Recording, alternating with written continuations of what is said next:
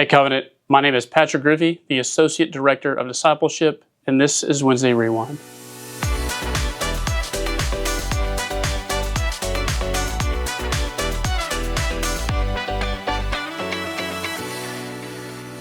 This past week, Melodie Streett delivered the message, bringing a conclusion to our ongoing series in the beginning, where we went to Genesis and we looked all the way from the creation of the world to then the redemption story that begins with Abraham and the covenant that the Lord makes with him. And I think it's really interesting that as I was listening to that message, a lot of things were reiterated from our time in confirmation. And one of our students later told me, like, hey, I was picking up on those things. So I appreciated the great message that Melodie had. But on the flip side, another thing that I was reminded through her story of Abraham is, as we've read through Bible Recap, and I hope you're doing that alongside all of us, is that God's people are full of sin.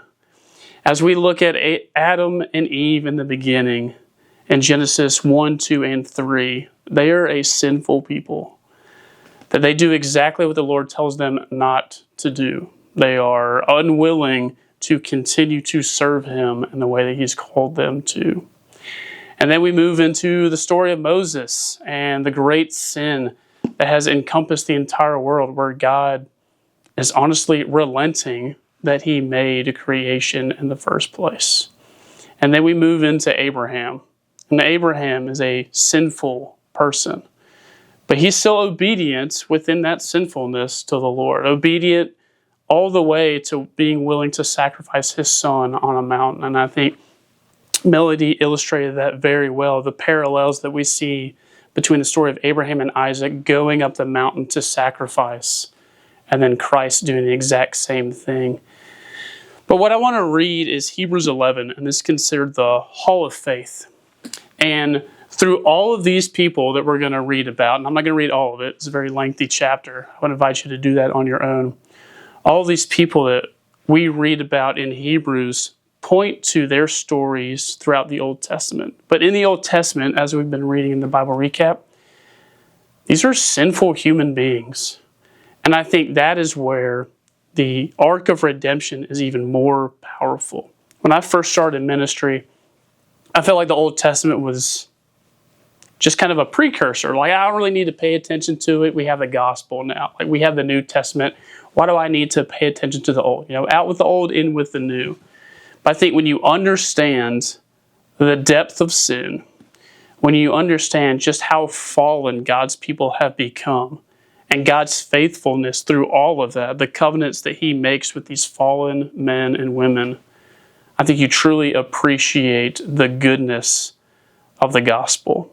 You appreciate much more Christ's sacrifice and Christ's coming to be our intermediary with the Father. But it is not until we recognize that we can truly appreciate it.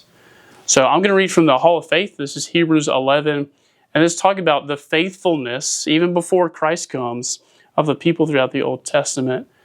But I want you, especially if you're doing the Bible Recap, to think about the fallenness of all of these humans as well. They've done great things. They're considered faithful to God, but they're still fallible creatures. Now, faith is confidence in what we hope for, and assurance about what we do not see. This is what the ancients were commended for. By faith, we understand that the universe was formed at God's command, so that what is seen was not made out of what was visible. By faith, Abel brought God a better offering than Cain did. By faith, he was commended as righteous when God spoke well of his offerings. By faith, Abel still speaks, even though he is dead. By faith, Enoch was taken from this life so that he did not experience death. He could not be found because God had taken him away. For before he was taken, he was commended as one who pleased God. And without faith, it is impossible to please God, because anyone who comes to Him must believe that He exists and that He rewards those who earnestly seek Him.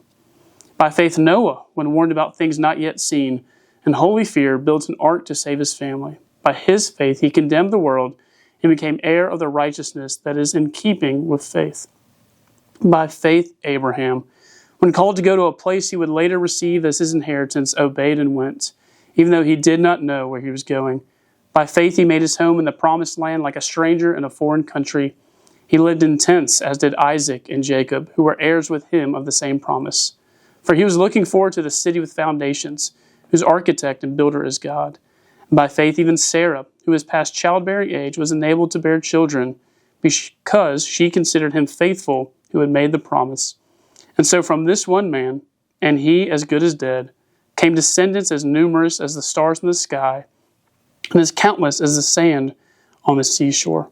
All these people were still living by faith when they died. They did not receive the things promised.